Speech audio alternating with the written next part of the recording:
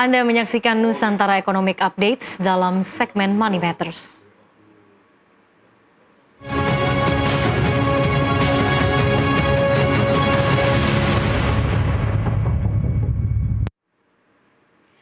Pemirsa, isu penyederhanaan nilai rupiah kembali menghangat di publik setelah rencana redenominasi dari Rp1.000 menjadi Rp1 disebut dalam dokumen resmi Kementerian Keuangan. Namun di tengah ramainya perbincangan soal kebijakan ini, sejumlah pihak mengingatkan pemerintah untuk tidak tergesa. Lalu seberapa siap Indonesia melaksanakan redenominasi rupiah dalam waktu dekat? Kita simak informasinya berikut ini.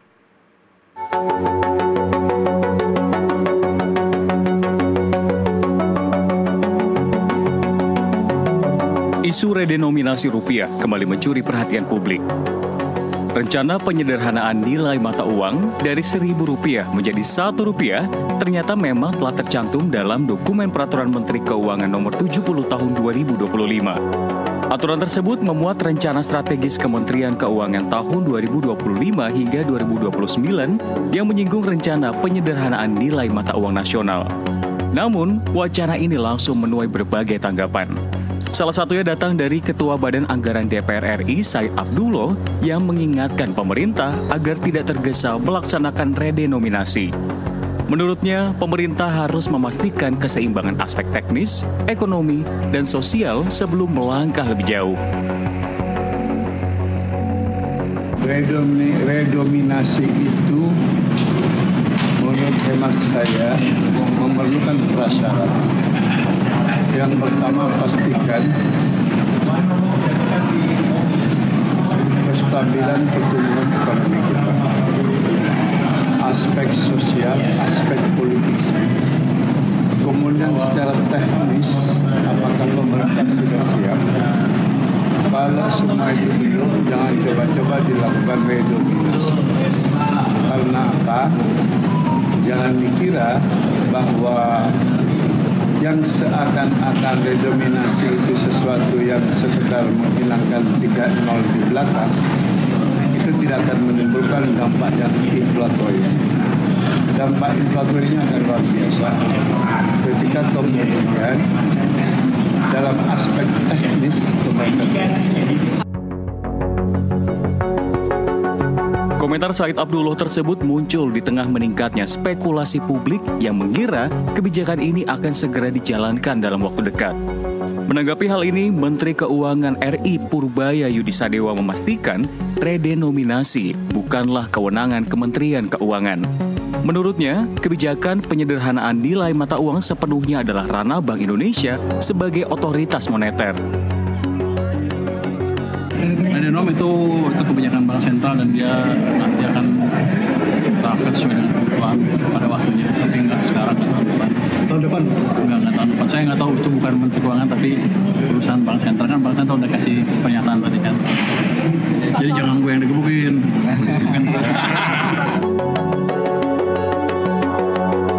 Purbaya menegaskan mencantumkan isu redenominasi dalam PMK nomor 70 tahun 2025 bukan berarti akan langsung dilaksanakan. Dokumen tersebut hanya merupakan arah strategis 5 tahun ke depan. Sementara keputusan kapan dan bagaimana redenominasi diterapkan sepenuhnya bergantung pada penilaian Bank Indonesia. Sementara itu, Bank Indonesia menegaskan redenominasi tidak akan mengubah nilai rupiah atau daya beli masyarakat. Kepala Departemen Komunikasi Bank Indonesia, Ramdan Deni Prakoso menyebut, prosesnya akan dilakukan secara hati-hati dan melibatkan koordinasi dengan seluruh pemangku kepentingan. Proses redenominasi direncanakan secara matang dan melibatkan koordinasi erat antar seluruh pemangku kepentingan. Redenominasi rupiah adalah penyederhanaan jumlah digit pada pecahan rupiah tanpa mengurangi daya beli dan nilai rupiah terhadap harga barang dan jasa. Hingga kini, belum ada kepastian kapan redenominasi rupiah akan dilaksanakan. Pemerintah dan Bank Indonesia masih memastikan keseimbangan antara kesiapan teknis, stabilitas ekonomi, dan pemahaman publik. Namun satu hal yang pasti, redenominasi bukan soal nilai uang yang berkurang, melainkan upaya menata sistem keuangan nasional agar lebih efisien dan modern. Pertanyaannya, kapankah momen yang tepat serta seberapa urgensinya bagi Indonesia untuk memangkas 3-0 di belakang rupiah. Tim Liputan NTV melaporkan. Rencana redenominasi bukan hal yang baru bagi Indonesia. Wacana pemangkasan digit angka rupiah telah digaungkan sejak 2013. Berkaca dari banyak negara, pemerintah mesti berhitung cermat untuk melakukan redenominasi. Adapun berdasarkan penelitian yang dilakukan oleh Center for Public Policy Transformation, Fakultas Ekonomi dan Manajemen IPB dalam Buletin Ekonom, Moneter dan Perbankan. Setidaknya ada 30 negara yang telah meredenominasi mata uangnya. Dalam daftar tersebut, Finlandia telah melakukan redenominasi pada 1963 dengan menghilangkan 0 di belakangnya, diikuti Islandia. Bolivia pun juga sudah menghilangkan 6-0 pada 1987. Selain itu, di 1993 sejumlah negara juga kompak meredenominasi uang mereka, yakni Letonia, Makedonia, hingga Uruguay. Dan di tahun 2000-an, Belarus hingga Venezuela turut masuk ke dalam negara yang telah menghilangkan 0, termasuk Turki yang menghilangkan 6 angka 0 di belakang. Seperti yang diketahui, salah satu fokus pemerintah melakukan redenominasi ialah memperkuat kredibilitas mata uang Garuda. Pasalnya Indonesia hingga kini masih termasuk dalam kelompok negara yang menggunakan mata uang dengan pecahan besar, bersama dengan Vietnam, Iran, Laos, dan beberapa negara lain.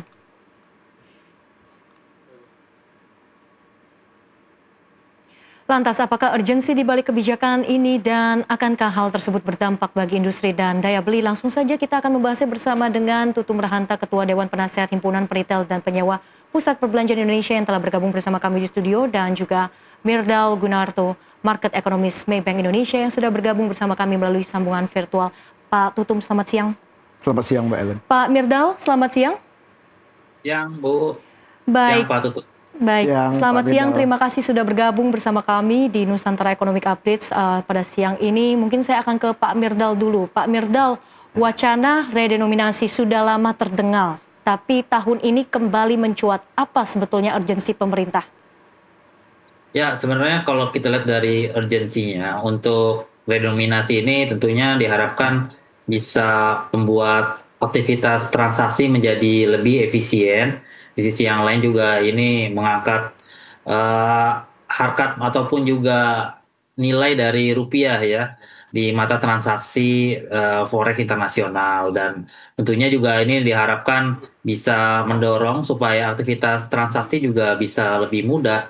Jadi ya memang ada kebutuhan sih dari sisi redenominasi ini, cuma ya kalau kita lihat dari pengalaman-pengalaman dari beberapa negara, memang penerapan redenominasi ini hendaknya dilakukan pada saat kondisi ekonomi sedang solid.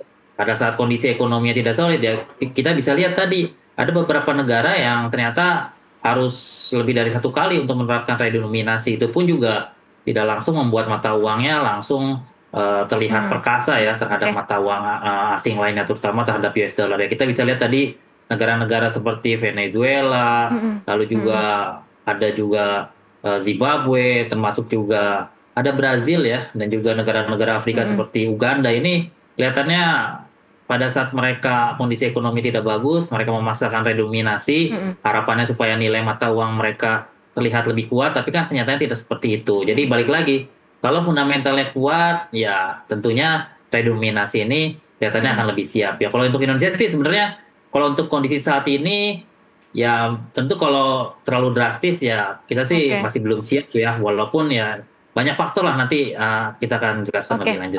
Baik Pak Mirdal, boleh dilakukan tapi ada syaratnya. Nah, saya ingin tahu dari sisi dunia usaha, Pak Tutum, bagaimana Anda memandang wacana redenominasi ini? Ya, saya kira untuk kita pasti akan lebih efisien ya. Tetapi kan yang kita lihat dampak dari ini dilaksanakan terjadi, apakah bisa inflasi yang pasti pembulatan-pembulatan itu akan terjadi. Sebenarnya saya hanya ingin sampaikan, ini kan isu ini bukan baru. Kita juga puluhan tahun lalu sudah diundang beberapa kali ke BI juga kok. Kita sampaikan pendapat kita. Dan sekarang pun di sektor retail, saat ini di lapangan sudah sebetulnya secara tidak langsung sudah melaksanakan hal redenominasi. Sudah ada pembulatan begitu ya? Bukan, penulisannya. Penulisannya kalau begitu tidak, ya? Mbak Ellen perhatikan Iya, ya. iya. 25.000 ditulis 25K secara tidak langsung. Nah ini sudah terjadi karena kenapa? Memang untuk mengefisienkan dalam pelaksanaan pekerjaannya. Nah, ini yang saya kira dari sisi kita sebagai pelaku usaha. Tetapi ini kan yang kita lihat bukan hanya sisi yang seperti kita di modern trade, tetapi masyarakat, saudara-saudara kita yang di bawah itu kan juga harus diperhatikan. Selama ini kan barang-barang yang masih ratusan rupiah, puluhan rupiah, makan masih ada. Iya. Apa yang akan dampak terjadi itu? Pasti pembulatan itu pasti akan terjadi. Kalau pemerintah, mungkin melalui BI, kalau mereka tidak hati-hati, tidak menyediakan pecahan-pecahan kecil. Ya. Karena negeri ini sangat sulit untuk mencari pecahan kecil. Betul. Kalau kita lihat di Jepang, walaupun negara yang begitu maju, Singapura, mereka pecahan-pecahan kecil sampai berapa uang yang kita belanjakan tetap dikembalikan secara full. Nah, di negeri kita sulit mencari angka. Oke, baik. kecil Itu gitu. dari sisi lapangannya mungkin ya, Pak ya, kondisinya seperti apa jika memang redenominasi ini diterapkan. Ada beberapa aspek yang perlu diperhatikan. Pak Mirdal, tadi Anda menyebut ada syaratnya. Secara fundamental, indikator apa yang bisa dikatakan ini Indonesia sudah siap untuk menuju redenominasi? Ya, jadi begini Bu ya, kalau menurut kita sih simpel aja sih. Indonesia siap melakukan redenominasi itu pada saat kita sudah sukses melakukan transaksi digital. Maksudnya transaksi digital itu ya kita dari Sabang sampai Merauke itu sudah banyak yang melakukan transaksi secara digital, misalkan menggunakan QRIS ya. Kalau kita rupiah kita itu diredenominasikan dengan nilai yang digit 3 angkanya itu dihilangkan, tentunya akan lebih mudah kalau misalkan transaksinya itu menggunakan transaksi digital. Beberapa koma yang tersedia itu bisa ditulis. Jadi potensi adanya inflasi karena ada pembulatan ke atas juga bisa dihindari ya. Dan di sisi yang lain juga kepanikan akibat adanya perubahan harga ataupun juga ketidaknyamanan dari para pelaku bisnis ini bisa dihindari. Tentu kalau menurut saya ini syarat utamanya itu aja dulu. Kalau untuk masalah yang lain ya tentu ekonominya harus dijalankan dengan kondisi yang sangat solid dulu ya. Jadi kalau misalkan kondisinya adalah nilai tukar rupiah kita relatif stabil dengan posisi capital inflow juga terus hadir di pasar keuangan, lalu juga trade balance kita surplus, dan di sisi yang lain juga perkembangan inflasi kita juga stabil, ditambah lagi juga pertumbuhan ekonomi kita juga sedang ekspansif. Nah, itu sebenarnya bisa menjadi timing ya untuk mengangkat nilai dari rupiah kita supaya kelihatan lebih kuat begitu. Walaupun ya memang balik lagi penerapannya di lapangan itu harus sukses ya. Kalau paling simpel ya tentu upaya terkait dengan digitalisasi itu harus sukses diterapkan terlebih dahulu. Jadi ya penerapan seperti QRIS ini dari Sabang sampai Merauke tidak hanya berlaku untuk bisnis besar, tapi juga bisnis skala kecil ataupun UMKM juga harus memiliki akses ya terkait dengan transaksi digital ini. Kalau transaksinya sudah terkelola dengan baik secara digital ya saya rasa sih akan lebih mudah ya untuk redenominasi ini diterapkan. Baik, mungkin baik. Itu sih. Pak Tutum, bagaimana pendapat Anda? Memang kan saat ini kita di era transaksi serba digital. Tadi sudah ada beberapa hal yang mungkin harus kita perhatikan juga jika redenominasi ini benar-benar diterapkan. Anda melihat apakah ini juga bisa memberikan kemudahan untuk para pelaku usaha mungkin? Ya, kalau dari sisi modern trade saya kira tidak terlalu masalah. Sekarang pun banyak dijalankan pembayaran secara digital. Iya. Ya, dengan angka 0, berapa pun di belakang koma masih tetap bisa terlaksana. Tidak menjadi isu begitu ya? Tidak menjadi isu. Tapi saya pikir kan ini kan kita harus melihat secara keseluruhan bagaimana sosialisasi ini dijalankan. Peralihan ini harus dalam jangka waktu berapa lama.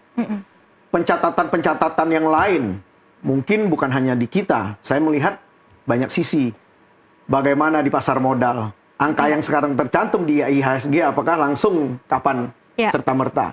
Bagaimana perpajakan. Mulai kapan kita mencatatkan yang angka sekarang, ini kan peralihannya nggak bisa buru-buru. Pasti saya pikir paling cepat bisa 3 tahun itu udah hebat. Paling cepat. Tetapi peralihan ini kan harus mungkin ya, saya kira pasti pemerintah menyiapkan kalau memang ini serius. Tetapi harus secara gotong royong semua sama-sama menjalankan ini. Kalau tidak, saya pikir akan kebingungan terjadi di masyarakat. Kalau bagi kita yang dengan melek terhadap administrasi, saya kira nggak terlalu sulit. Yang sulit itu harus sosialisasi sampai ke masyarakat bawah kita. Karena tidak mempunyai, saya kira belum tentu mempunyai pengetahuan yang sama di lapangan. Ini yang kerja keras pemerintah yang harus dilaksanakan. Oke, saya kira itu. Sosialisasi begitu ya yang diperlukan oleh pemerintah, kuncinya. Pak Mirdal, namun selama ini masih terkait dengan sosialisasi, banyak masyarakat mungkin yang masih cukup awam menilai bahwa redenominasi ini sama seperti centering. Sebetulnya apa yang perlu dilakukan oleh pemerintah agar tidak terjadi miskonsepsi seperti ini, Pak Mirdal? Ya, tentunya ya balik lagi sosialisasi dan juga tentunya kalau pemerintah ataupun juga Bank Indonesia ingin menerapkan redenominasi, tentunya penerapannya harus dilakukan pada saat kondisi aktivitas ekonomi menunjukkan situasi yang relatif solid. Karena kalau ekonomi kita sedang under pressure, terjadi depresiasi nilai tukar secara besar-besaran, terjadi penurunan dari posisi indeks pasar modal atau pasar saham, ya itu kelihatannya kalau untuk penerapan redenominasi ini bisa menjadi sinyal suatu kepanikan. Tapi kalau penerapan ini pada saat kondisi aktivitas ekonomi solid, ya tentu penerapannya juga bisa berlangsung dengan baik, sosialisasi juga kalau kita lihat juga bisa lebih mudah, dan juga ya tentu kalau kondisi ekonomi bagus, upaya sosialisasi juga penggunaan ataupun juga kebutuhan dana yang digunakan juga kan tidak jadi masalah kan, karena sudah terkelola dengan budget dengan baik, dan itu ya tentunya bisa pada akhirnya akan mensukseskan program redenominasi ini. Tentunya kalau misalkan kondisi redenominasi diterapkan pada saat aktivitas ekonomi kita buruk, ya ini bisa menjadi suatu pemberian stigma ya. Ya, bumerang juga stigma masyarakat ataupun stigma investor juga ujung-ujungnya akan jelek, karena kan ya kalau kita lihat tadi pengalaman dari negara-negara seperti Venezuela, Zimbabwe, termasuk juga Indonesia pada tahun 50-an ya, pada saat melakukan kebijakan centering ini ya, itu pada saat kondisi aktivitas ekonomi tidak sedang dalam pertumbuhan ekonomi yang solid dengan indikator yang makro yang baik juga. Nah, kalau itu dilakukan ya tentu pengalaman seperti centering ini akan terjadi. Tapi kalau misalkan diterapkan pada saat kondisi aktivitas ekonomi kita bagus, misalkan ya kita berharap nanti misalkan tahun 2029 ekonomi kita tumbuh 8% dengan indikator makro yang mantap ya. Tentu ini bisa lebih siap ya, apalagi juga kalau kita lihat dari blueprint sistem pembayaran Bank Indonesia ini kan penerapannya juga sampai tahun 2030. Jadi ya kita harapkan sih sistem pembayarannya juga sudah canggih, sosialisasinya juga sudah berlangsung dengan baik, ekonominya juga sedang bagus. Ya pada akhirnya penerapan redenominasi ini bisa berlangsung dengan baik, dan pada akhirnya nilai tukar rupiah kita terlihat lebih gagah daripada sekarang. Gitu, Oke, baik. Pak Tutum, dari sudut pandang dunia bisnis, apakah ada kemungkinan bahwa nantinya terjadi risiko di mana konsumen ini jadi kebingungan ketika melihat harga, dan ini akan berdampak pada penjualan jika redenominasi ini benar-benar diberlakukan? Ya, saya kira di perkotaan saya kira nggak terlalu sulit ya untuk dimengertiin ya. Pasti kan sosialisasi ini pasti harus secara masif berjalan. Tetapi untuk daerah-daerah yang saya kira pengetahuannya mungkin tidak sama, ini perlu penjelasan yang ekstra. Dispute demikian. Saya kira jangan dimanfaatkan oleh orang-orang tertentu, karena ini kan pasti ada dua mata uang yang berjalan berbarengan. Betul. Mana yang saat ini, mana yang kapan mulai ditarik, di daerah-daerah mana, ini yang perlu kerja keras. Kalau ini tidak terjadi dengan baik, saya pikir efek negatifnya pasti. Hal-hal demikian, hal-hal untuk redenominasi ini kan saya kira bukan hanya sekedar teknis saja, non teknis juga harus dilaksanakan dengan baik. Kalau ini bisa berjalan baik, saya kira apa yang syarat Pak Mirdal katakan itu kuncinya. Kalau tidak, dampak negatifnya akan muncul lebih banyak. Efeknya saya kira pasti akan terjadi gerakan-gerakan yang saya kira siapapun yang memegang uang rupiah kita bisa melakukan apapun terhadap rupiah kita. Baik, jangan sampai ada celah-celah yang akibatnya membuat redenominasi ini jadi berdampak negatif, begitu ya? Itu yang tidak diinginkan. Saya kira niatan ini kan sebetulnya untuk membuat kita lebih efisien, tujuan baiknya lah. Oke, baik. Dialog semakin menarik, Pak Mirdal, Pak Tutum, kita akan jeda terlebih dahulu. Pemirsa, Nusantara Economic Update akan kembali usai jeda.